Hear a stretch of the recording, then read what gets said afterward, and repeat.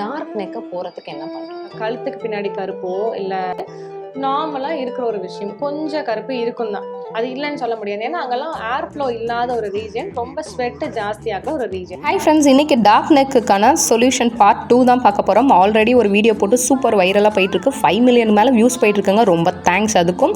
அதோட லிங்க் பார்க்காதவங்க கீழே லிங்க் கொடுக்குற, கண்டிப்பாக செக் பண்ணி பாருங்கள். இந்த வீடியோ ஸ்டார்ட் பண்ண முன்னாடி நான் ஒன்று சொல்லிடுறேன். இது வந்துட்டு செயினால் நமக்கு டார்க்னஸ் ஆகிறதையும், அழுக்குனால சேர்ந்து டார்க் ஆகிறதையும், நார்மலாக டார்க்னஸ் கழுத்தில் இருக்க டார்க்னஸை மட்டும்தான் இதை கியூர் பண்ணும்.